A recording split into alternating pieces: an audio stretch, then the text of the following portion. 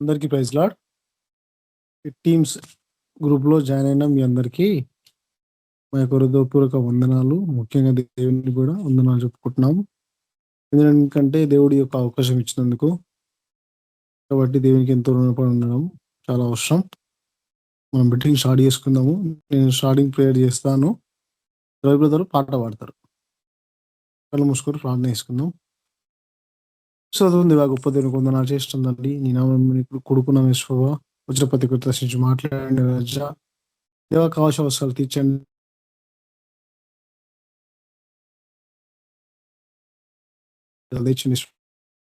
జీవించలాగా మీరే సాయం తెచ్చండి. గొప్ప దేనికి వందనాలు చేస్తుందండి. సృష్టిని సృష్టించిన గొప్ప దేవానికి వందనాలు చేసిన సమస్తం మీ దగ్గర ఉందని నమ్ముకోవాలి స్వభావ. నీ మీద ఆధారపడి ఉండాలి స్వభావ. మీరే మాకు సాయం తెచ్చేసి మనుషులను ఆధారం చేసుకోవడానికి వీలు స్వభావ. నిన్నే ఆధారం చేసుకుని నడవాలా మా జీవితాలలో, మా యొక్క సేవలలో. ఎక్కడెక్కడ సేవ చేసి వస్తారు రేసుకోవా, ఎక్కడెక్కడ వెళ్తారు రేసుకోవా. వాళ్ళ కాస్ట్ అవసరాలు తీర్చండి. ముఖ్యంగా వాళ్ళందరినీ మీద ఆధారపడి ఉండేలాగున వాళ్ళ కాస్ట్ అవసరాలు తీర్చండి, విడుదల తెచ్చండి. చెప్పబడ ప్రతి ఒక్క వాక్యాలు వేసుకోవా వాళ్ళ జీవితాలు పాలించాలా, మా జీవితాలు పాలించాలా వేసుకోవా. దాన్ని పట్టుకొని మేము నడవాలా, అన్ని సిద్ధపరచాలా. మీరే మాకు సాయం తెచ్చండి. వచ్చిన ప్రతి ఒక్కరిని నీ సేవల బలంగా వాడుకొని నీ సిద్ధపరచుకోండి దేవా. ఎంతమంది అయితే నీ వాక్యాలు పాటిస్తారు రేసుకో అది పాటించి నడుచుకుని లాగున్నా మీరే సాయం తెచ్చేసి దివా విడుదల మీద తెచ్చండి. కొత్త అవసరాలు తెచ్చండి శుభ.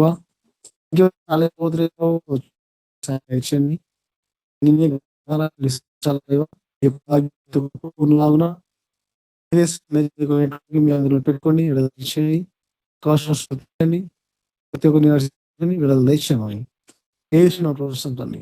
ఆమేన్. అందరికీ మరొకసారి మన మధ్యలో రవి బ్రదర్ పాట పాడతారు. ఓకే బ్రదర్, పాట పాడదాం. మహిమ నీకే ప్రభు, ఘనత నీకే ప్రభు, మహిమ నీకే ప్రభు, ఘనత నీకే ప్రభు, స్తుతియు మహిమ ఘనతయు ప్రభావము నీకే ప్రభు, స్తుతియు మహిమ ఘనతయు ప్రభావము నీకే ప్రభు. ఆరాధనా ఆరాధనా ఆరాధనా ఆరాధనా ప్రియ యేసు ప్రభునకే, నా యేసు ప్రభునకే, ప్రియ యేసు ప్రభునకే, నా యేసు ప్రభునకే, మహిమ నీకే ప్రభు, ఘనత నీకే ప్రభు, మహిమ నీకే ప్రభు. సమీపించరాని తేజస్సునందు వసించు అమరుడవే, శ్రీమంతుడవే సర్వాధిపతివే, నీ సర్వము నాకిచ్చితివే. సమీపించరాని తేజస్సునందు వసించు అమరుండవే, శ్రీమంతుడవే సర్వాధిపతివే, నీ సర్వము నాకిచ్చితివే. ఆరాధనా ఆరాధనా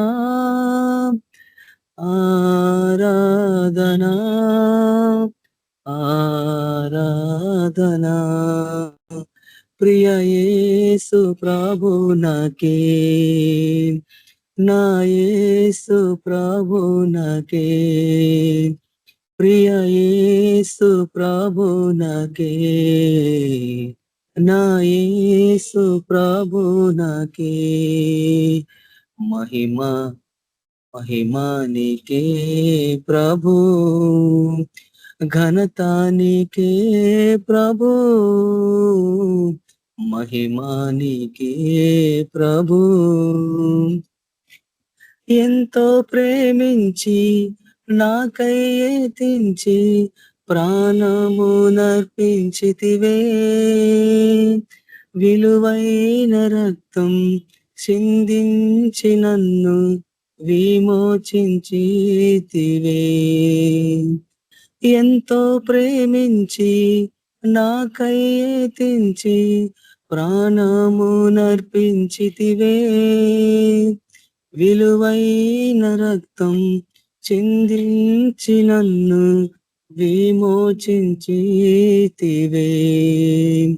ఆరాధనా ఆరాధనా ఆరాధనా ఆరాధనా ప్రియ యేసు ప్రభునకే, నా యేసు ప్రభునకే, ప్రియ యేసు ప్రభునకే, నా యేసు ప్రభునకే, మహిమానికే ప్రభు, ఘనతానికే ప్రభు, మహిమానికే ప్రభు. ఆశ్చర్యకరమైన నీ వెలుగులోనికి నన్ను పిలిచి వెలిగించితివే, నీ గుణాతిశయముల్ ధరలోనే ప్రచురింప ఏర్పరచుకుంటివే.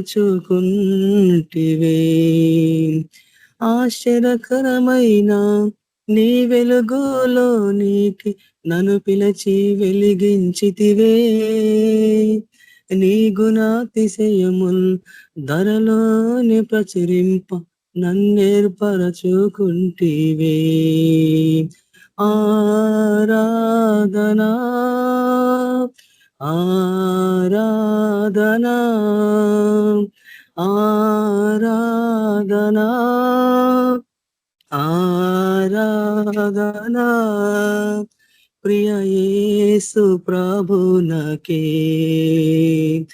నా యేసు ప్రభునకే, ప్రియ యేసు ప్రభునకే, మహిమానికే ప్రభు, ఘనతానికే ప్రభు, మహిమానికే ప్రభు. హల్లెలూయా. Thank you brother. Praise the lord.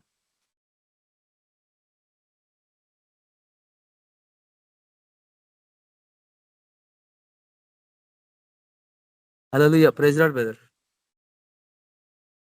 Thank you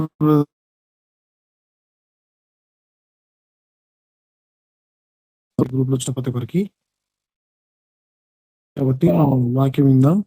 మన మధ్యలో దేవిశ్వర్ గారు మనం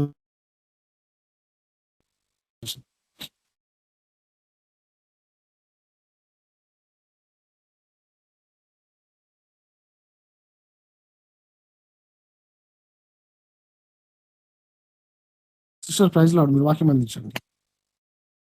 ప్రైజ్ లార్డ్ బ్రదర్.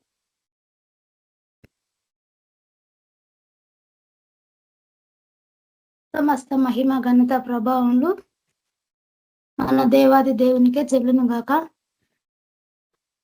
కూడి వచ్చిన ఈ యొక్క ఆన్లైన్ ప్రేయర్ అందరికీ దేవి నామంలో ప్రైజ్ లార్డ్, వందనములు. దేవుని వాక్యదానంలోకి వెళ్లే ముందు ఒక ప్రేయర్ చేసుకుందాం. మహాగణుడా, మహోన్నతుడా, సర్వోన్నతుడా, సర్వశక్తిమంతుడా, సజీవుడైన గొప్ప దేవుడా, నీకు వందనాలు యేసయ్యా. గడిచిన కాలం అంతా కాచి కాపాడిన గొప్ప దేవుడు నైనా, నీ పరిశుద్ధ ఘనమైన నామానికి కోటాను కోట్ల నమస్కారాలు తండ్రి. అల్పులం అయోగ్యులం, దేనికి పనికిరాని వారం నా తండ్రి. నా ప్రభువా, నీ సిల్వ చాటున తండ్రి మిమ్మల్ని మరుగుపరుచుకొని దేవా, వాక్య ధ్యానంలోకి వెళ్తుండగా దేవా, శృతిగా తేటగా స్వస్థంగా నాతో మాతో మీరు మాట్లాడి నీ నామానికి మహిమ తెచ్చుకున్న తండ్రి. యేసయ్యా, చెప్తున్న నాతో వింటున్న అందరితో దేవా మీరు మాట్లాడండి, మా హృదయాలను తృప్తిపరచండి. మీరు మాట్లాడితే నా ప్రభువా మా హృదయాలు ఆదరించబడితేనైనా అయ్యా, నన్ను పూర్తిగా నీ సిలువ చెట్టును మరుగు చేసి నాతో అయ్యా మాతో మా అందరితో మీరే మాట్లాడమని యేసు పరిశుద్ధ నామములో వేడుకుంటున్నాను తండ్రి, ఆమేన్. ఒక చిన్న పాట పాడుకొని వాక్యదానంలోకి వెళ్దాము. దేవా నా దేవుడవు నీవేనని, నామది నేలేరా రాజు నీవేనని. దేవా నా దేవుడవు నీవేనని, నామది నేలేరా రాజు నీవేనని. ఆరాధనే చేయనా, ఆనందమే పొందనా. ఆరాధనే చేయనా, ఆనందమే పొందనా. దేవా నా దేవుడవు నీవేనని, నామది నేలేరా రాజువు నీవేనని. కెరూబులు సెరాహులు మహాదూతలు నిత్యము నిన్ను స్తుతింపగను. కెరూబులు సెరాహులు మహాదూతలు నిత్యము నిన్ను స్తుతింపగను. ఎన్నికలేని నా స్తుతి కోసము, ఎన్నికలేని నా స్తుతి కోసము మిగుల ఆశతో చూచుచుంటివా, మిగుల ఆశతో చూచుచుంటివా. ఆరాధనే చేయనా, ఆనందమే పొందనా. ఆరాధనే చేయనా, ఆనందమే పొందనా. దేవా నా దేవుడవు నీవేనని, నామది నేలేరా రాజువు నీవేనని. ప్రతిదినము నీ యొద్దకు ఆకర్షించి, ప్రభువా నిన్ను ప్రార్థింపగా ప్రేరణనిచ్చి. ప్రతిదినము నీ యొద్దకు ఆకర్షించి, ప్రభువా నిన్ను ప్రార్థింపగా ప్రేరణనిచ్చి. ప్రతి చోట నీకై జ్యోతిగా నిలిపి, ప్రతి చోట నీకై జ్యోతిగా నిలిపి. పరిశుద్ధాత్మతో నన్ను నింపుమా, పరిశుద్ధాత్మతో నన్ను నింపుమా. ఆరాధనే చేయనా, ఆనందమే పొందనా. ఆరాధనే చేయనా, ఆనందమే పొందనా. దేవా నా దేవుడవు నీవేనని, నామది నేలేరా రాజువు నీవేనని.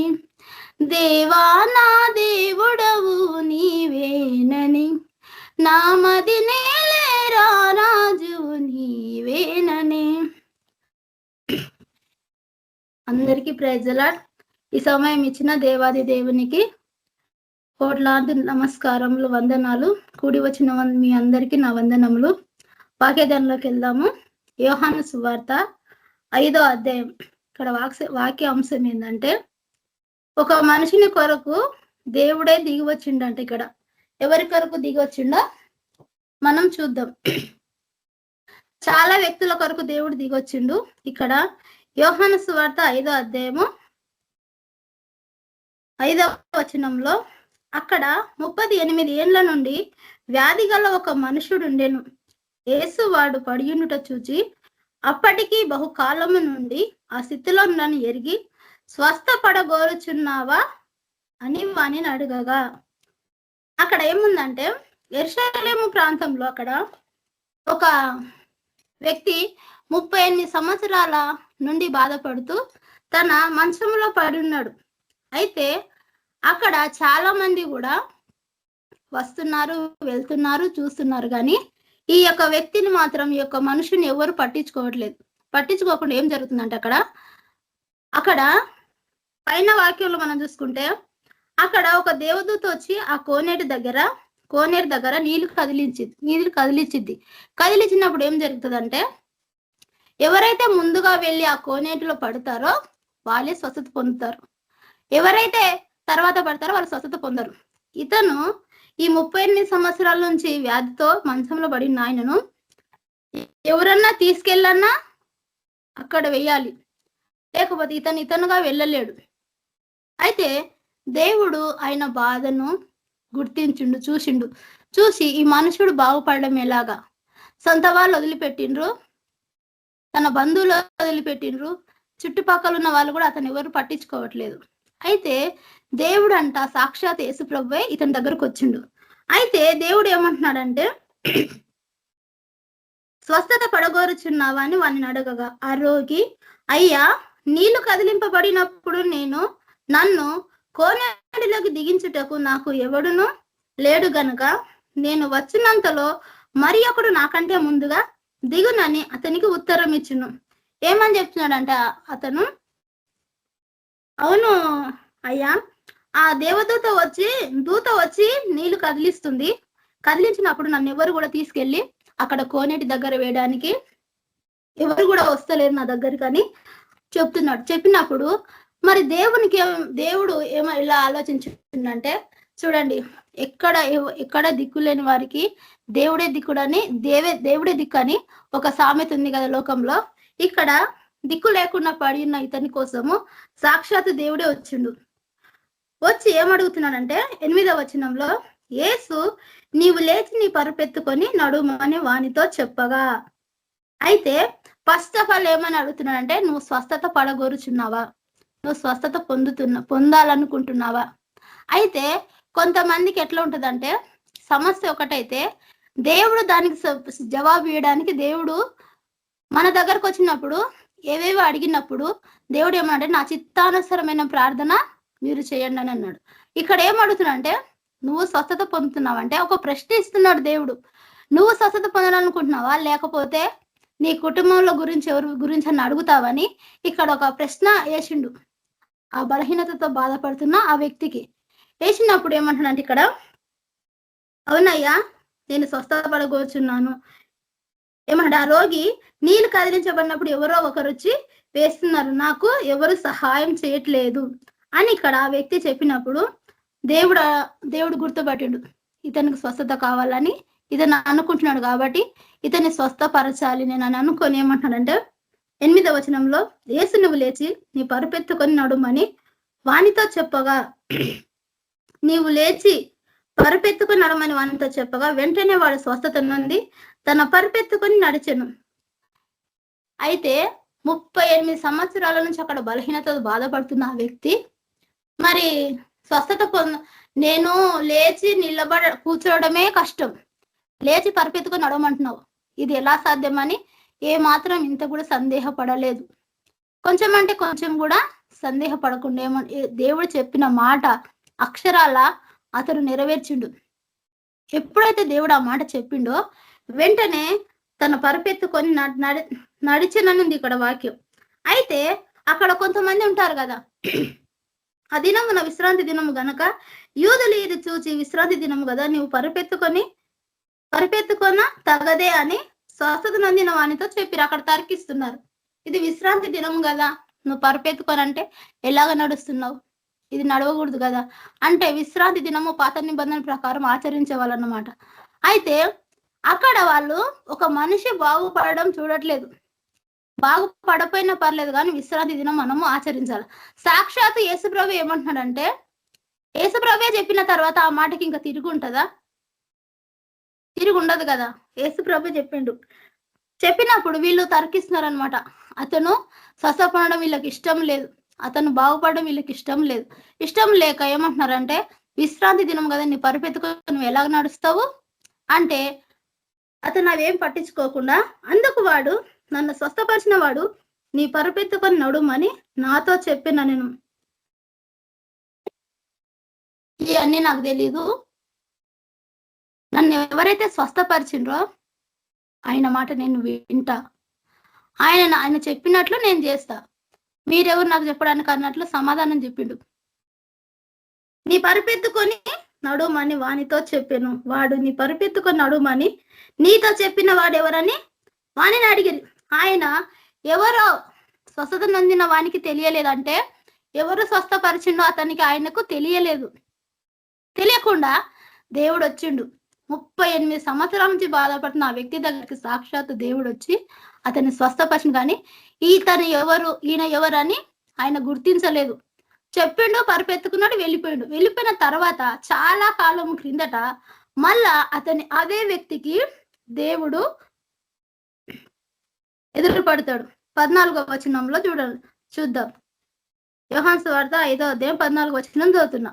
అటు తర్వాత యేసు దేవాలయంలో వానిని చూచి, ఇదిగో స్వస్థత నొందితివి, మరి ఎక్కువ కీడు నీకు తగలకుండినట్లు ఇకను పాపము చేయకమని చెప్పగా.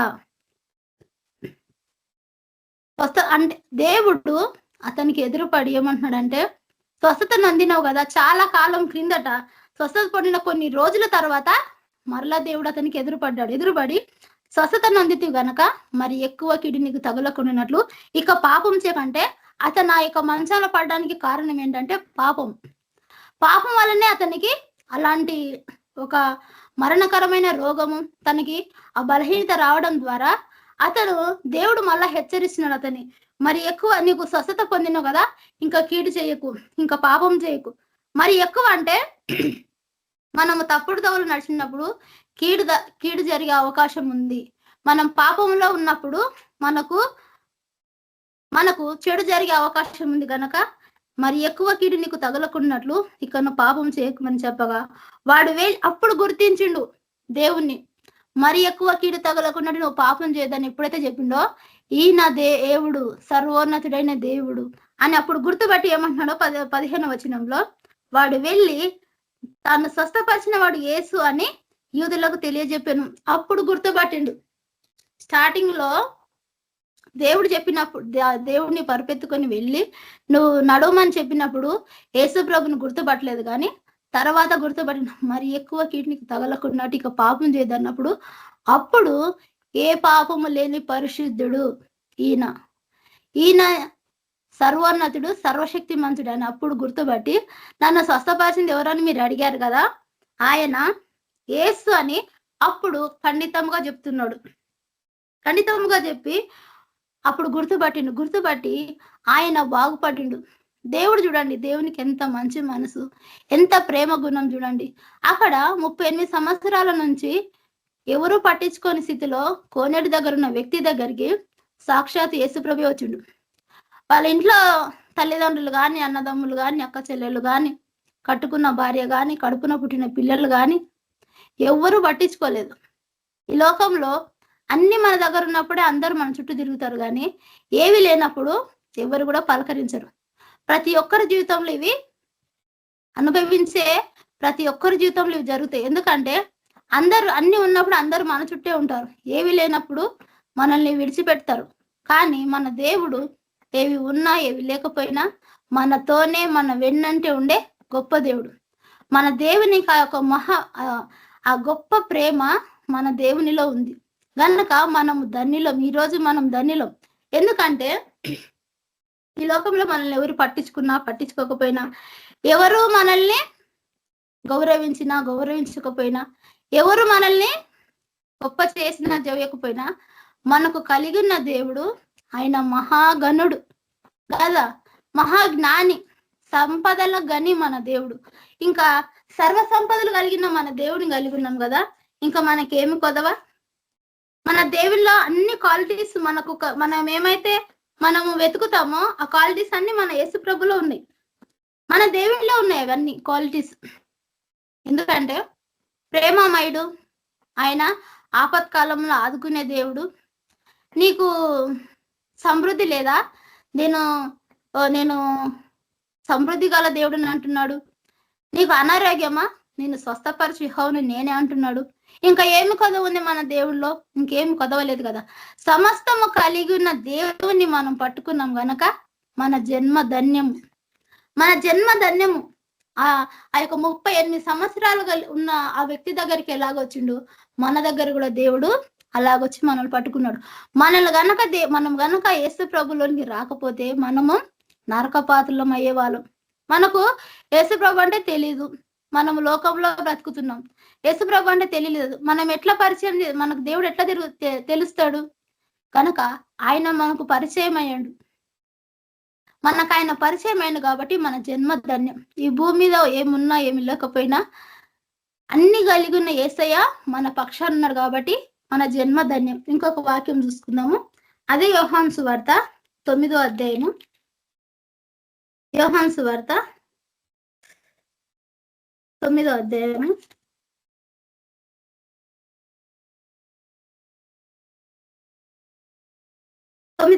13వ వచనం చదువుతున్నాను. 9:13. అందుకు సేమ ఇక్కడ సిచ్యువేషన్ కూడా అట్లాగే ఉంది. అంతకుముందు గుడ్డివాడై ఉండిన వాణ్ణి వారు పరిసయ్యుల యొద్దకు తీసుకొని పోయిరి.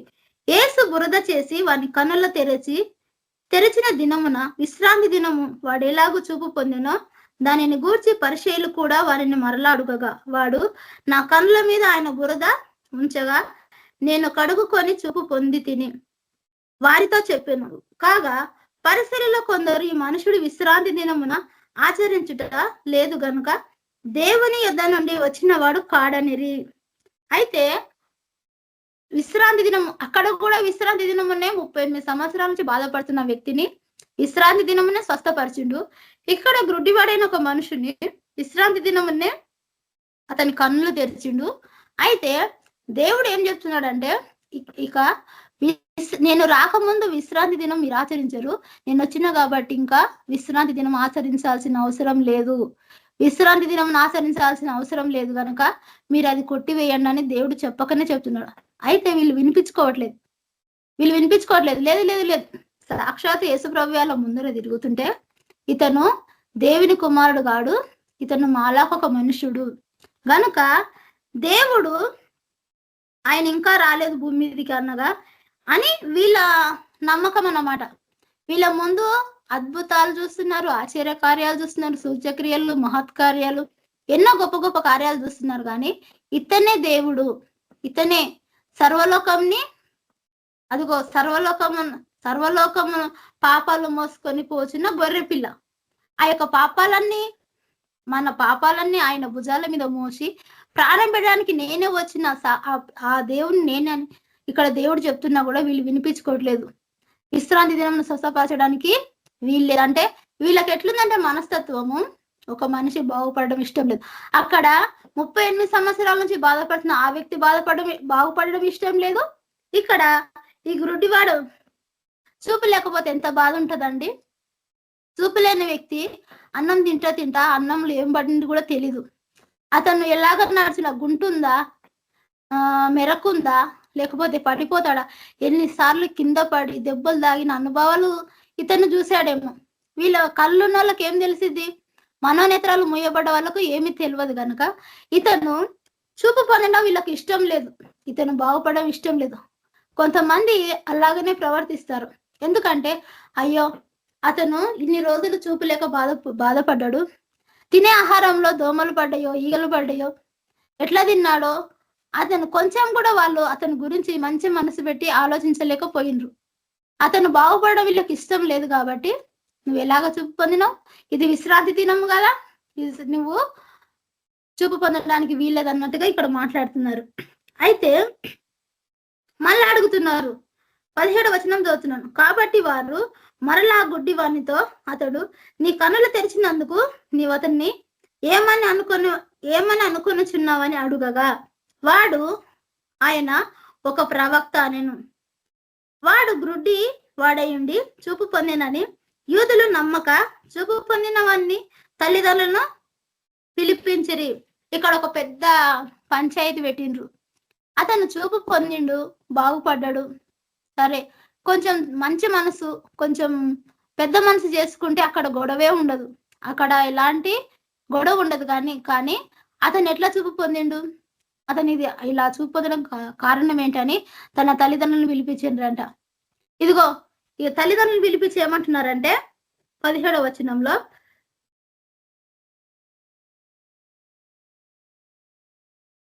వచనం చదువుతున్నాను. వాడు గ్రుడ్డి వాడయుండి చూపు పొందినని యూతులు నమ్మక చూపు పొందిన వాని తల్లిదండ్రులను పిలిపించిరి. గ్రుడ్డి వాడే పుట్టినని మీరు చెప్పు, మీ కుమారుడు వీడేనా? అయితే మీ కుమారుడు పుట్టుకతో గుడ్డివాడై పుట్టిండు కదా, ఈ కుమారుడు మీ కుమారుడేనా, మీరు చూడండి, ఇతన్ని గుర్తుపట్టనని తల్లిదండ్రులను అడుగుతున్నారు. తల్లిదండ్రులను అడిగినప్పుడు వాళ్ళు ఏం చెప్తున్నారో చూడండి. 20వ వచనం. అందుకు వాని తల్లిదండ్రులు, వీడు మా కుమారుడనియు వీడు గుడ్డివాడుగా పుట్టెననియు మేమెరుగుదుము. ఇప్పుడు వీడెలాగూ చూచుచున్నాడో ఎరుగము. ఎవడు వీని కనులు తెరచునో అది మేమెరగము. వీడు వయసు వచ్చినవాడు, వీనినే అడుగుడి అని చెప్తున్నారు. ఇక్కడ ఈ కుమారుడైతే మా కుమారుడే గాని, మాకు పుట్టిన బిడ్డనే గాని ఎట్లాగో చూపు పొందాడో మాకైతే తెలీదు. మా కుమారునికి వయసు వచ్చింది కదా, తెలివి వచ్చింది కదా, మా కుమారునికి తెలుసు కదా, మీరు అతన్నే అడగండి అని వీళ్ళు సమాధానం ఇస్తున్నారు. ఎందుకు వీళ్ళ తల్లిదండ్రులు కూడా ఆ యొక్క కుమారుని పక్షాన మాట్లాడలేకపోయారు?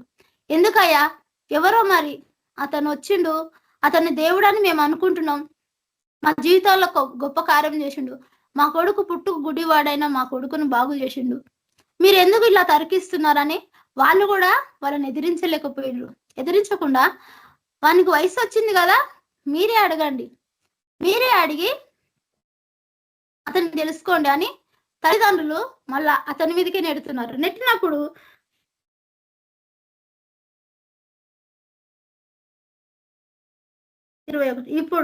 ఇప్పుడు వీడు ఎలాగో చూచున్నాడో ఎరుగము. ఎవడు వీని కనులు తెరిచినో అది మేము ఎరుగము. వీడు వయసు వచ్చిన వాడు గనుక వీనినే అడుగుడని తన సంగతిని తానే చెప్పుకొనగడని వారితో అనిరి. వాని తల్లిదండ్రులు యూదులకు భయపడి, ఇక్కడ చూడండి 22వ వచనంలో, యోహాను సువార్త 9:22వ వచనంలో ఉంది, వాని తల్లిదండ్రులు యూదులకు భయపడి. అక్కడ భయపడ్డారు. ఎందుకు భయపడాల్సిన అవసరం ఏమొచ్చింది వాళ్ళకంటే, వాళ్ళు మేలు పొందినరు, తన కుమారుడు బాగుపడిన సంతోషం లేదు కానీ వాళ్ళకు భయపడుతున్నారు. వాళ్ళకు భయపడితే మమ్మల్ని వెళ్ళివేస్తారేమో, మమ్మల్ని ఊరు నుంచి బయటికి గెంటేస్తారేమో. ఎందుకంటే మనుషుల ప్రేమ తాత్కాలికమని వాళ్ళు అసలు ఎరగట్లేదు. ఎందుకంటే ఇప్పుడు వాళ్ళకు భయపడి చెప్తున్నారు. వాళ్ళకు స్థిరంగా ఉంటారా వాళ్ళు? ఎప్పుడైతే మనుషుల కంటే అంటే మన మనుషులకు భయపడంటే గర్వం అనేది మనలోనికి రావద్దు. ఎందుకంటే దేవుని నమ్ముకున్న మనకి గర్వం అసలు రావడానికి వీల్లేదు. ఎవరైనా సరే, నేనైనా మనమందరం కూడా, దేవుడు ఏమన్నాడంటే, దేవుడు దీనులకు నా కృప చూపుతాను, దీనులకు నా కృప చూపుతానంటే గర్వ హృదయాలు దేవుడు ఇష్టపడడు. కనుక గర్వం మనలోనికి రావడానికి వీల్లేదు. వీళ్ళకి ఏ గర్వం అంటే, ఇక్కడ ఏమంటారంటే, నా బిడ్డ స్వస్థపరచబడ్డాడని దేవుని పట్ల సంతోషిస్తలేరు కానీ వాళ్ళు మనుషులకు భయపడుతున్నారు. మనుషులకు భయపడి వీడు ఎట్లా స్వస్థపడినా మాకు తెలియదు అంటే, మా బిడ్డ బాగుపడిండు కదా, మా బిడ్డ చూపు పొందిండు కదా అనే సంతోషం వాళ్ళకి లేదు కానీ వాళ్ళకు భయపడుతున్నారు. భయపడి వాని తల్లిదండ్రులు యూదులకు భయపడి అలాగున చెప్పిరి. ఎందుకని? ఆయన క్రీస్తుని ఎవరైనానో ఒప్పుకొనిన ఎడల వానిని సమాజ మందిరములో నుండి వెలివేతుమని యూదుల అంతకు మునుపే నిర్ణయించుకొనిరి. ఇక్కడ చూడండి వీళ్ళ హృదయాలు ఎంత కఠినంగా ఉన్నాయో.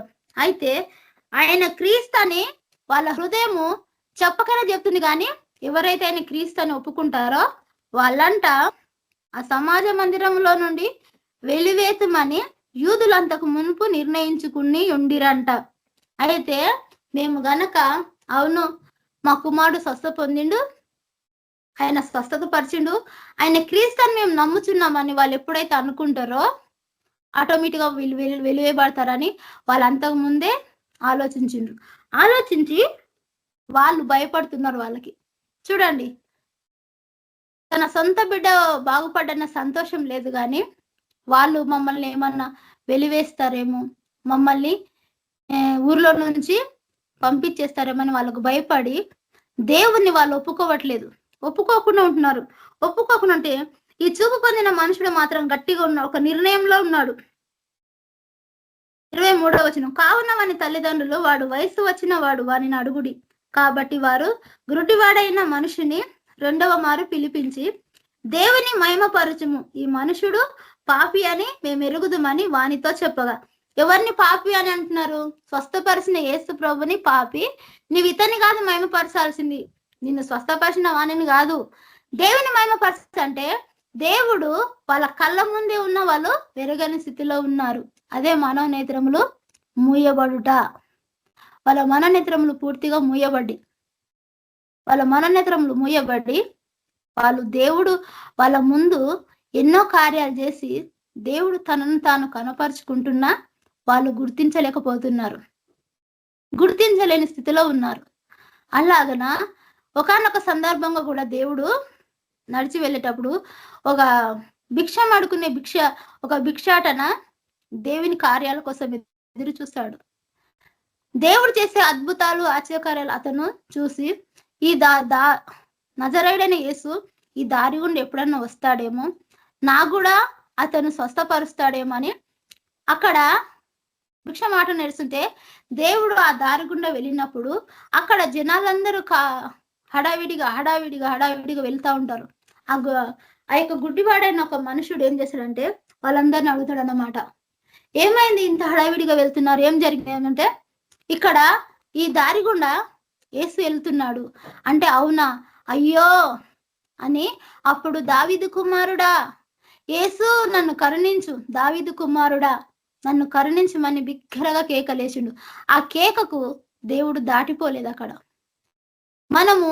మనం వేసిన కేక మనుషులు దాటిపోతారేమో గాని మన దేవుడు మాత్రం దాటిపోయే దేవుడు కాడు.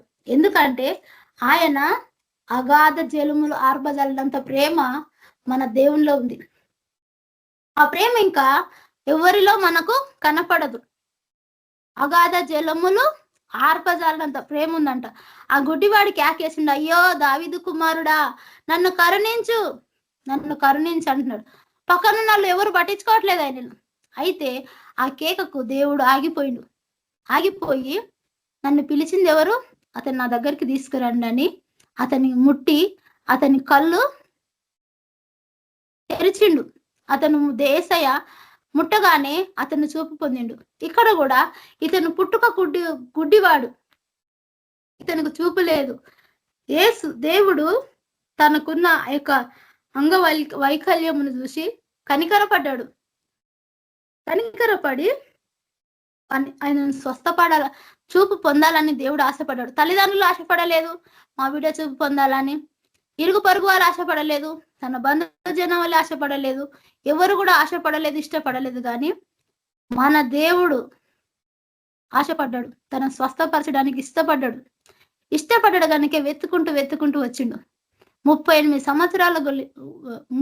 సంవత్సరాల నుండి వ్యాధితో బాధపడుతున్న అతని దగ్గరికి వచ్చిండు. ఇక్కడ పుట్టుకతో గుడ్డివాడని ఇతని దగ్గరికి వచ్చిండు. వచ్చి దేవుడు అతని కన్నులు తెరిచిండు. అయితే కన్ను తెరిచినప్పుడు ఇక్కడ తర్కిస్తున్నారు. నువ్వు అతని దేవుడు అని ఒప్పుకుంటాడో ఈ చూపు పొందిన వ్యక్తి అతను నిజమైన దేవుడు యేసు ప్రభు అని, క్రీస్తు అని ఇతను ఒప్పుకుంటాడేమని నువ్వు దేవుని మహిమపరచ అంటున్నాడు. దేవుణ్ణి ఎదురుగానే పెట్టుకొని నువ్వు దేవుని మహిమపరచమంటే ఎట్లుంటది? అది చాలా వ్యతిరేకమైన పదం కదా. నువ్వు దేవుని మహిమపరచని అంటారు వీళ్ళు. అయితే అక్కడ దేవుడు అతన్ని గ్రహిస్తాడు అనమాట. 35వ వచనంలో చదువుతున్నాను. నువ్వు దేవుని మహిమపరచమన్నప్పుడు తల్లిదండ్రులు రాజీ పడ్డారు కానీ చూపు పొందిన ఆ వ్యక్తి రాజీ పడలేదు. రాజీ పడనందుకు ఏం జరిగిందంటే 35వ వచనం, పరిసయ్యులు వారిని వెలివేసిరని యేసు విని వెలివేసిండ్రు. అతను ఎందుకంటే గట్టిగా పట్టుకున్నాడు కదా, కలిగి ఉన్న యేసును గట్టిగా పట్టు, నన్ను స్వస్థపరిచినోడే నా దేవుడు నేను నమ్ముచున్నానని అతను స్థిరమైన విశ్వాసం నమ్మకం కలిగి ఉన్నాడు కాబట్టి అతన్ని వెలివేసిండ్రు, ఊర్లో నుంచి వెలివేసిన తర్వాత దేవుడు గ్రహించుండు. ఎందుకంటే సర్వాంతర్యామి కదా మన దేవుడు, సర్వాంతర్యామి, సర్వ స్థలముల యందు ఆయన నివసింపదగిన వాడు గనక అతన్ని వెలివేశారని యేసు ప్రభు తెలుసుకొని పరిసయ్యులు వారిని వెలివేసిరని యేసు విని వానిని కనుగొన్నాడు. అయ్యో అతను చూపు పొందిండు కదా, వెలివేసిండ్రు అని కనుగొని నీవు దేవుని కుమారుని యందు విశ్వాసం ఉంచుచున్నావని అడిగాను. ఇక్కడ చూడండి, దేవుడు ఏం అడుగుతున్నాడో, నీవు దేవుని కుమారుని యందు విశ్వాసం ఉంచుచున్నావా అని అడిగాను. అందుకు వాడు ప్రభువా అనెను. అందుకు ప్రభువా అనెను. ఆయన ఆయన ఆయన యందు విశ్వాసం ఉంచుటకు ఆయన ఎవడని అడుగగా, దేవుడు ఏం అడుగుతున్నాడంటే, నీవు దేవుని కుమారుని యందు విశ్వాసం ఉంచుచున్నావని దేవుడు అడుగుతున్నాడు. ఇక్కడ ఇతను ఏమంటుండే, అందుకు వాడు ప్రభువా నేను ఆయన అందు విశ్వాసం ఉంచుటకు ఆయన ఎవరు? అతను నాకు తెలియదు కదా ప్రభువా, ఎవరు ఆయన? నేను ఎవరి అందు విశ్వాసం ఉంచాలా? ఎవరో మరి నాకు తెలియదు కదా, మీరు నాకు చెప్పండి అన్నట్లుగా ప్రశ్నిస్తున్నాడు. ప్రశ్నించినప్పుడు దేవుడు ఇక్కడ ఏమంటున్నాడంటే, యేసు నీవు ఆయనను చూచుచున్నావు, నీతో మాట్లాడేవాడు ఆయనే అనేను. ఇక్కడ చూడండి ఏమంటున్నాడు, నీవు ఆయనను చూస్తున్నావు, నీ కన్నులారా నిన్ను స్వస్థపరిచిన ఆయనను నువ్వు చూస్తున్నావు అని అంటున్నాడు. అన్నప్పుడు అంతటా వాడు ప్రభువా నేను చెప్పి ఆయనకు మ్రొక్కెను. చూడండి, వెలివేయబడక ముందు అయ్యో అయ్యో వాళ్ళ మాట విన్నాడా? చూపు నేను అతను ఎంత నమ్మకంగా ఉన్నాడో చూడండి. వెలివేయబడక ముందు నువ్వు దేవుని మహిమపరచమంటున్నారు. ఫస్ట్ నేను చదివాను కదా, అయితే నువ్వు దేవుని మహిమపరచ అంటున్నారు. అయితే అతను వాళ్ళు చెప్పినట్లుగా నడవలేదు, వాళ్ళు చెప్పినట్లు ఫాలో అవ్వలేదు, కానీ నన్ను స్వస్థపరిచిండు, నేను స్వస్థ పొందిన అని ఒక స్థిరమైన విశ్వాసం కలిగి ఉన్నాడు. వాళ్ళు వెలివేసినా కూడా వెలివేయబడడానికి ఇష్టపడిండు, కానీ వాళ్ళు చెప్పిన మాట ఎక్కడ కూడా అతను ఫాలో అవ్వలేదు, అతను వినలేదు. వినకుండా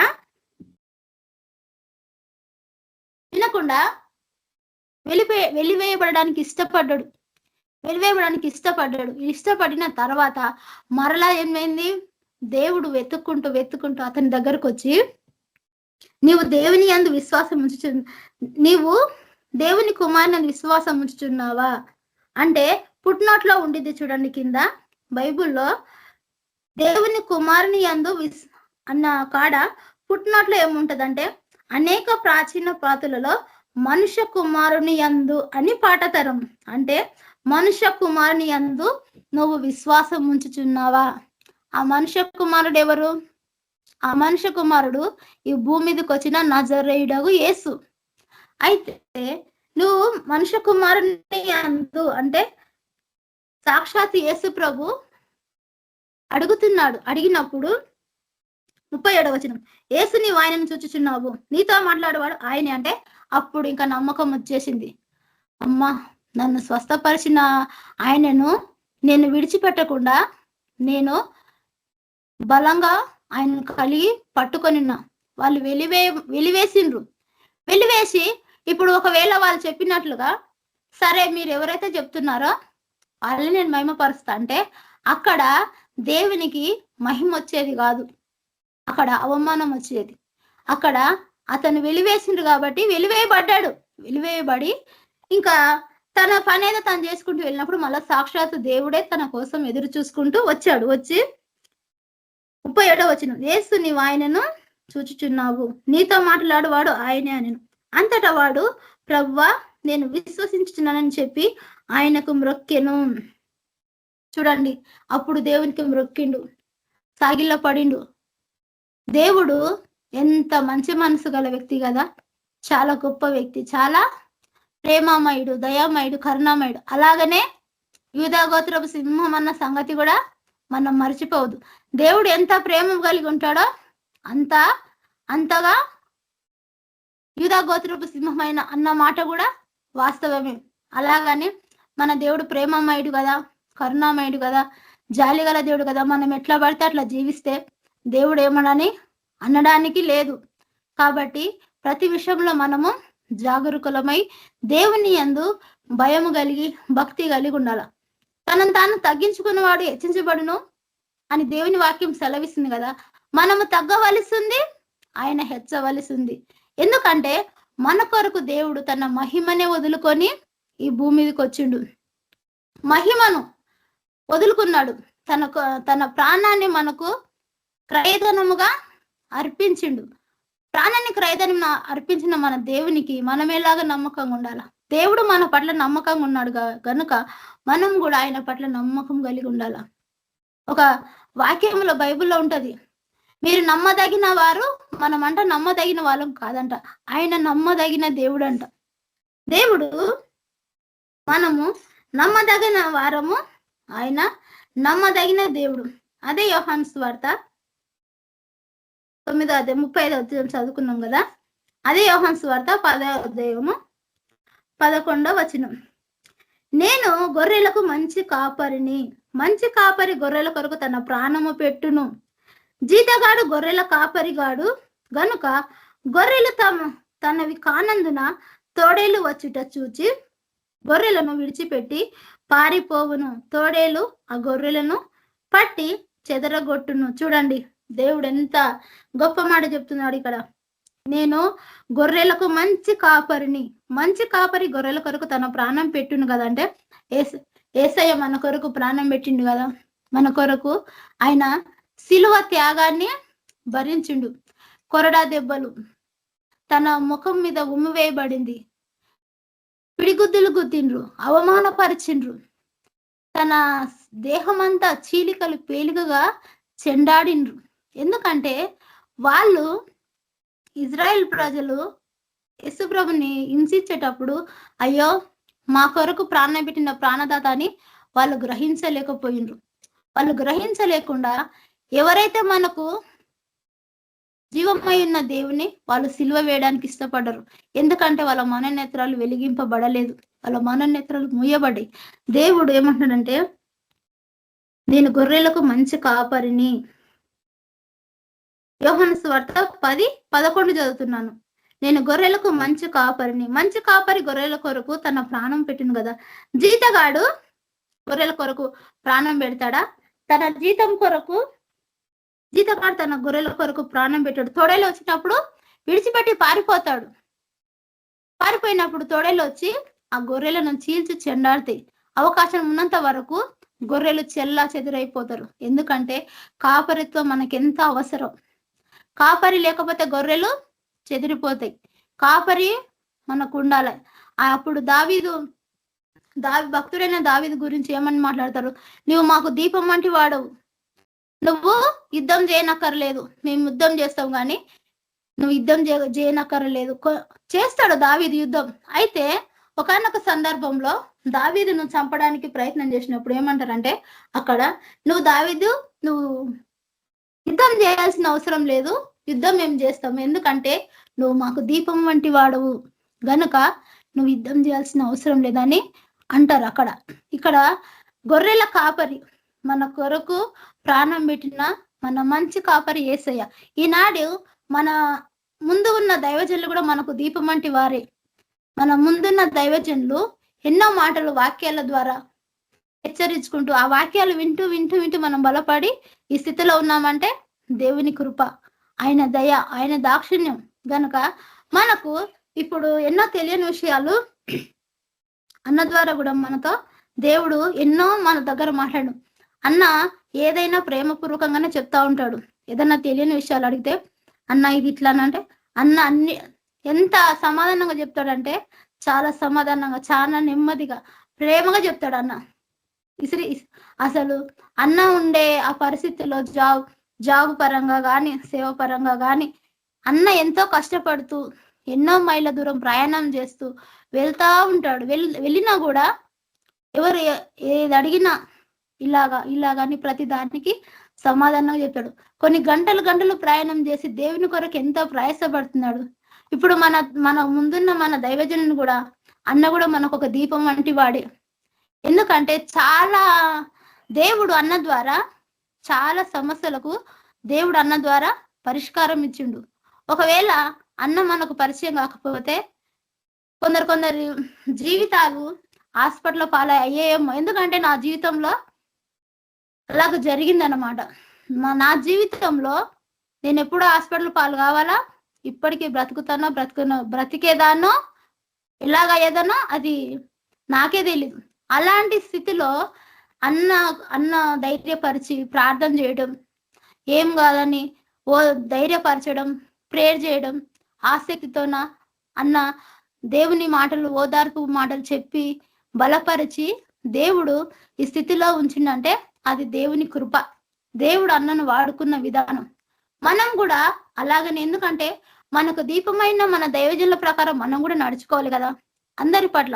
ఎక్కడ కూడా మన గర్వం గాని, అహం గాని, ఈర్ష్య ద్వేషాలు రావడానికి వీల్లేదు.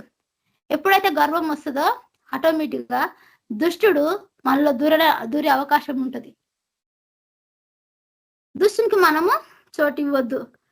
కనుక మనము దుష్టునికి చోటిచ్చేవారుగా కాకుండా దేవునికి నమ్మకంగా కొనసాగే వారిగా ఉండాలి. 38 సంవత్సరాలు కలిగా బాధపడుతున్న ఆ యొక్క వ్యక్తి దగ్గరికి సాక్షాత్ యేసుప్రభు వచ్చి నీ పరపెత్తుకొని నడమనగానే విశ్వసించిండు. ఆ మాట విశ్వసించి పరపెత్తుకొని నడిచిండు. అలాగని మళ్ళీ ఆ బిడ్డను వదిలిపెట్టలేదు. మరలా వచ్చి కలిసి మరి ఎక్కువ కిడ్నీకి తగలకున్నట్టు ఇక పాపం చేయొద్దు నువ్వు. ఎందుకంటే పాపం వల్ల వచ్చే జీతము మరణం. పాపం వల్ల వచ్చే జీతము మరణం. అందుకని ఇప్పుడు కరెంట్ తీగ ఉందనుకోండి, కరెంట్ తీగ మనం టచ్ చేయకముందు అది మనల్ని ఏమనదు. పొరపాటున మనం టచ్ చేసామనుకో అది మనల్ని పట్టుకుంటుంది, మనం వదలమన్నా వదలదు. పాపం కూడా అలా అంత పెద్ద డేంజర్. ఎందుకంటే పాపంలో ఉండి కొనసాగేటప్పుడు అది ఎంతో మంచిగా మధురంగా ఉంటది, కానీ దాని తర్వాత అనుభవించేది చాలా ఘోరమైన పరిస్థితి. అందము మాయ, సౌందర్యం వ్యర్థం అన్నట్లుగా దేవుడు పాపాన్ని ఎంత ద్వేషించిండో మనం కూడా అలా ద్వేషించే వారిగా ఉండాల. కానీ గర్వం గాని, అహంకారం గాని, అహంభావం గాని మనలోనికి రావడానికి వీల్లేదు. వీళ్ళు స్వస్థత పొందిన యేసు ప్రభు కొరకు వెలివేయబడ్డారు. ఈ గుడ్డివాడని ఇతన్ని స్వస్థపరిచిన దేవుడు వెలివేయబడడానికి వెలివేయబడ్డాడు. మీరేంద్ర నన్ను వెలివేయడానికి? మీరు వెలివేస్తారు కదా, నేను వెళ్ళిపోతాను. ఎందుకంటే నాకు చూపు లేదు, నన్ను ఎవరు మీరు పట్టించుకోలేదు. కనీసం నా తల్లిదండ్రులు కూడా నా పట్ల కొంచెం కూడా జాలి లేకుండా, కనికరం లేకుండా, అవును మా కుమారుడు స్వస్థత పొందిండని అనకుండా వాళ్ళు కూడా వాళ్ళ మాటనే మాట్లాడుతున్నారు. ఎవరి ప్రేమ ఎంతవరకు శాశ్వతము కాదు అని ఆ యొక్క చూపు పొందిన వ్యక్తికి అర్థమైపోయింది. వెలివేసినా కూడా వెలివేయడానికి ఇష్టపడ్డాడు, కానీ వాళ్ళతో రాజీ పడలేదు. లోకముతో రాజీ పడితే మనం ఈ భూమి మీద బ్రతకలేం. లోకముతో గాని, పాపముతో గాని, ఈ చెడు సహవాసాల్లో గాని ఎక్కడ కూడా రాజీ పడకుండా ప్రతి విషయంలో కొని మనల్ని మనం భద్రంగా కాపాడుకోవాలా. మన భక్తి జీవితాన్ని కాపాడుకోవాలా, మన ఆత్మీయతను కాపాడుకోవాలా.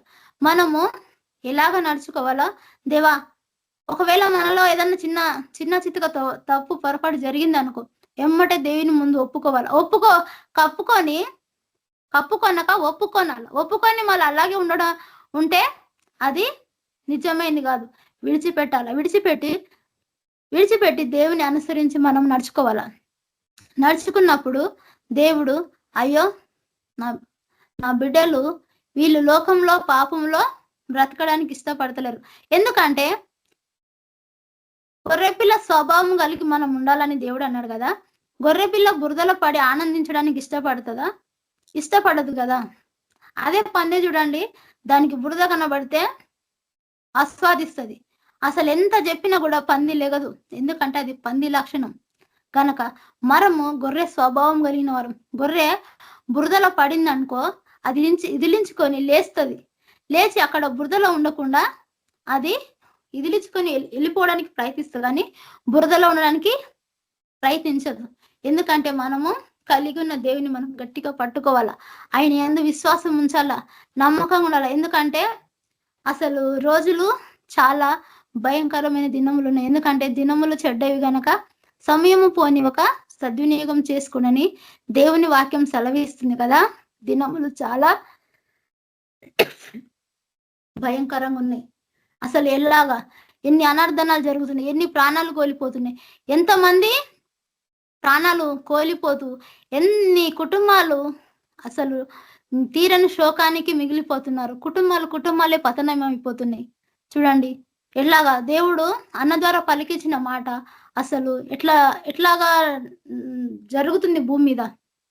ఎక్కడ చూసినా విపరీతమైన యాక్సిడెంట్లు, ఎక్కడ చూసినా రక్తపాతాలు, ఎక్కడ చూసినా కొట్టుకోవడాలు, ఎక్కడ చూసినా చంపుకోవడాలు, ఇవన్నీ జరుగుతున్నాయి. మనమందరం కూడా మనము నిద్రపోయే స్థితిలో ఉండకూడదు. వాళ్ళు నిద్రపోయే వారి కొరకు మనము మొరపెట్టే వారిగా, ప్రార్థించే వారిగా, ప్రకటించే వారిగా ఉండాలి. దేవుడు మనల్ని తన స్వరక్తం ఇచ్చి సంపాదించుకున్న సంఘం కదా. మనము ఆయన కొరకు ప్రయాసపడే వ్యక్తులుగా, మనము భారం కలిగి దేవుని స్వార్థను ప్రకటించే బిడ్డలుగా మనం ఉండాలా. దేవుడు సమయం కొద్దిగానే ఉంది, ఇంకా ఎన్నో చెబుదామని రాసుకున్నాను. సమయాన్ని మనం పాటించాలి కనుక ఈ కొద్ది మాటలు నేను చెప్పి ముగిస్తున్నాను. అట్లాగా మనము ఇతరుల పట్ల భారం కలిగి, బాధ్యత కలిగి, మనము మొరపెట్టి, మనము స్వార్థ ప్రకటించినట్ల మనము ఇప్పుడు ఎంతో మంది అన్న వాళ్ళు వెళ్ళి స్వార్థ ప్రకటిస్తున్నారు. వాళ్ళకు మనము ప్రార్థన సపోర్ట్ చేయాల. ప్రార్థన సపోర్ట్, దేవా వెళ్ళగలిగితే మీరు తప్పక వెళ్ళండి, వెళ్ళలేకపోతే వెళ్ళవారిని పంపండి అని దేవుడు అన్నాడు కదా. ప్రభా ఎంతో మంది అన్నవాళ్ళు, బ్రదర్స్ వెళ్తున్నారు, సిస్టర్లు వెళ్తున్నారు. దేవా వారిని గొప్పగా నువ్వు వాడుకోయ్యా. అక్కడ దుష్టుడు ఎక్కడ కూడా పనిచేయకుండా, ఒక ఆత్మను దుష్టుడు అడ్డగించకుండా, దేవా నువ్వే ప్రతి బిడ్డతో నువ్వు మాట్లాడయ్యా. అన్న వాళ్ళు ఎక్కడైతే నీ స్వార్థ ప్రకటిస్తున్నారో వాళ్ళతో నువ్వు మాట్లాడ, వాళ్ళ హృదయాలు తెరవని మనమందరము ప్రార్థన చేసే బిడ్డలుగా మనం ఉండాలి. ఎందుకంటే ప్రార్థన లేకపోతే అక్కడ కార్యం జరగదు, ప్రార్థన ఉంటే అక్కడ కార్యం జరుగుతుంది. ఎందుకంటే అక్కడ మనం ప్రార్థన చేసినప్పుడు దేవుడు అక్కడున్న అడ్డులు ఆటంకాలు కొట్టివేసి ఆ సువార్తకు వెళ్ళి చెప్పే అన్న వాళ్ళ సువార్తకి వెళ్ళి వాళ్ళకు రక్షణ సువార్త ప్రకటించినప్పుడు, ఇక్కడ మనం ప్రార్థన చేస్తున్నాం, అక్కడ వాళ్ళ సువార్త ప్రకటించినప్పుడు రెండు కూడా అక్కడ దేవుని కార్యాలు పనిచేయడం మొదలు పెడుతుంది. ఎందుకంటే దుష్టుడు ఏదైతే అడ్డగించడానికి వస్తున్నారో మనం ప్రార్థన చేస్తున్నాం కదా, ప్రభా నీ నిమిత్తం ఎంతో మంది బిడ్డలు సువార్త నిమిత్తం వెళ్ళారు కదా ప్రభా, వారిని నువ్వు వాడుకొని నశించిపోతున్న ఆత్మలు రక్షించని మొరపెట్టినప్పుడు ఆ యొక్క దుష్టుని దేవుడు తీసివేస్తాడు, తరిమి కొట్టి మన ప్రార్థన సపోర్టు, అక్కడ సువార్త రెండు కూడా అక్కడ ఆత్మకార్యం జరిగి ఎంతో మంది నశించిపోతున్న ఆత్మలు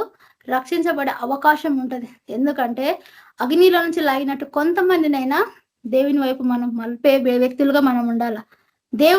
మనము ఆయన నిత్య స్వాస్థ్యంలోకి మనం వెళ్ళినప్పుడు మనకు నిత్య బహుమానం కావాలంటే ఇక్కడ మనము శ్రమ పడాలా, ఆత్మల కొరకు భారం కలిగి ఉండాలా. బహుమానం మనం ఇక్కడ కష్టపడందే అక్కడ మనకు బహుమానము పొందలేము. ఎందుకంటే కష్టపడిన వారికే బహుమానం కదా. కష్టపడకుండా బహుమానం అంటే ఇట్లా ఆటల పోటీలు, ఇప్పుడు ఆటలు జరుగుతాయి, గెలిచిన వాళ్ళకే బహుమానం ఉంటది కానీ ఓడిపోయిన వాళ్ళకి బహుమానం ఉంటుందా? అట్లాగా మనం ఒక పోరాటంలో ఉన్నాం, ఒక యుద్ధంలో ఉన్నాం. యుద్ధం జయించాలంటే మనం జయించినాం, మనకు రక్షణ వచ్చింది, మన ఇంటికి కుటుంబానికి రక్షణ వచ్చింది. ఇంకా రక్షణ లేని బిడ్డలు ఎందరో ఉన్నారు, మన బంధువుల్లో ఉన్నారు, మన కుటుంబ సభ్యుల్లో ఉన్నారు, ఇంకా ఎంతో మంది తెలియని వ్యక్తులకు మనము తెలియజేసే బిడ్డలుగా ఉండాలా. భారభరితమైన సువార్త ప్రకటించే వారికి ఉండాలా. వెళ్ళగలిగితే మనం వెళ్ళడానికి అవకాశం ఉంటే మనం వెళ్ళి సువార్త చెప్పాలి. వెళ్ళలేకపోతే మోకాలుని, దేవా ప్రభా నశించిపోతున్న ఆత్మలు ఎంతో ఉన్నాయి ప్రభా, వారు నువ్వు దర్శించిన ఆయన, నువ్వు రక్షించు దేవాన్ని మనం మొరపెట్టినప్పుడు దేవుడు మన ప్రార్థన ఆలకించి అందరినీ మార్చే అవకాశము దేవుడు మనకందరికీ అనుగ్రహించును గాక. ఈ కొద్ది వాక్యం దేవుడు దీవించును గాక. ప్రార్థన చేసుకుందాం. మహాగణుడా, మహోన్నతుడా, సర్వోన్నతుడా, సర్వశక్తిమంతుడా, నీకు వందనాలు యేసయ్యా. మరి నైనా నీ వాక్యం ద్వారా నా ప్రభా అయ్యా 30 సంవత్సరాల నుంచి బాధపడుతున్న తండ్రి, ఆ యొక్క తండ్రి ఆ బిడ్డ దగ్గరికి మీరే వెళ్ళారు నైనా, మీరు ముట్టి స్వస్థపరిచినందుకే నీకు వందనాలు యేసయ్యా. మరి కృడ్డివాణి మీరు ముట్టి స్వస్థపరిచిండ్రు దేవా.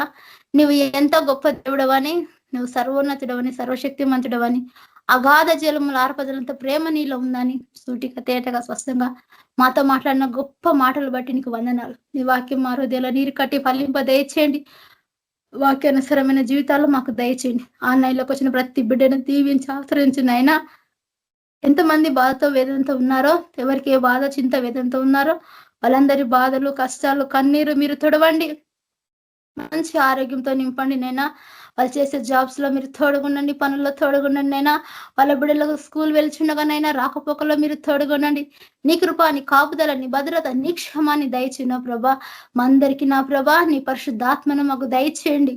నీ రక్తాన్ని మాకు కోటగా ఉంచండి, నీ అగ్నిని మాకు ప్రాకారంగా ఉంచండి, నీ సన్నిధి మాకు ప్రాకారంగా ఉంచి దేవా. ప్రతి దుస్తుని క్రియలు దురాత్మలు ఏసునామలో పాతలకు కూల్చి వేస్తున్నాం దేవా.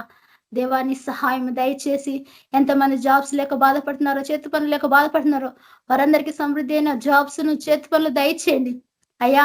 మేమందరం కూడా నా ప్రభా కలిసిగట్టిగా నీ పనిముట్లుగా, నీ ఆయుధులుగా నా తండ్రి మమ్మల్ని వాడుకొని నీ నామానికి మహిమ తెచ్చుకోమని దేవా. ఈ రాత్రికల సమయం నా దేవా మంచి నిద్రను దయచేయి, వేకువ లేచి నేను స్తుతించే కృపను దయచేయి. ప్రతి ప్రభా ఎక్కడ కూడా నా తండ్రి మరణాలు జరగకుండా మీరు కాపాడండి నైనా. రోడ్ యాక్సిలు బంధించండి, ఆకాలు మంచి తప్పించండి. చంపు చావని ప్రేమ దుశక్తులు, దురాత్మ శక్తులు, అంధకార శక్తులు వేస్తున్నాము, కూల్చి వేస్తున్నాం దేవా. నీ సహాయం దయచేసి ప్రతి బిడ్డ చుట్టూ నీ కృప, నీ కాపుదల, భద్రత, నిక్షేమాన్ని దయచేసి అయా నీ కృపతో జ్ఞాపకం తీసుకోమని. అందరూ అంతటా మారు మనసు పొందాలని నైనా నీవు ఆశపడుతున్నావు తండ్రి. అందరూ అంతటా మారు మనసు పొందాలా, నీవిచ్చానైనా నేను ఇంకా స్వాస్థ్యాన్ని ప్రతి బిడ్డ స్వాతంత్రించుకోవాలా తండ్రి. రక్షణ పొందిన వారు ఇక్కడ ఒక పాపంలో పడింటే దేవా వారిని దర్శించండి. ఈ రోజు నా ప్రభా ఈ క్షణమందు మీరు దర్శించండి, ఆత్మీయంగా బలపడే కృపను దయచి రక్షణ పొందిన వారిని ఆత్మీయంగా బలపరచండి. రక్షణ లేని వారికి రక్షణ దయచేసి నీ నామానికి మహిమ తెచ్చుకోండి. వచ్చిన ప్రతి బిడ్డని పేరు పివరసిన దీవించి ఆశ్రయించి అయాని కృపాని కాపుదలని భద్రతని క్షేమాన్ని దయచేయమని, సమస్త మహిమ గంత ప్రభావం మీరు మాత్రం పొందుకోమని యేసు పరిశుద్ధ నామములో వేడుకుంటున్నాను పరమ తండ్రి, ఆమేన్. అందరికీ ప్రైజ్ ది లార్డ్. ఆమేన్. Thank you sister. Praise Lord. Ravi brother, brother president. Ravi brother blessing ఇచ్చేయండి బ్రదర్. Okay brother. మన ప్రభు అయిన యేసుక్రీస్తు కృప, సమాధానం, నడిపింపు మనకందరికీ, కేబిపిఎం గ్రూప్ ఉన్న బ్రదర్ సిస్టర్ కుటుంబీకులందరికీ, ఈ వాక్యం వింటున్న ప్రతి కుటుంబానికి అందరికీ సదాకాలం తోడైండును గాక. ఆమేన్. ప్రెసిడెంట్ సిస్టర్స్ అందరూ president. Praise Lord. Amen. Praise the Lord. Praise Praise the Lord. brothers and sisters. Praise the Lord. Praise lord. President. Praise the Lord.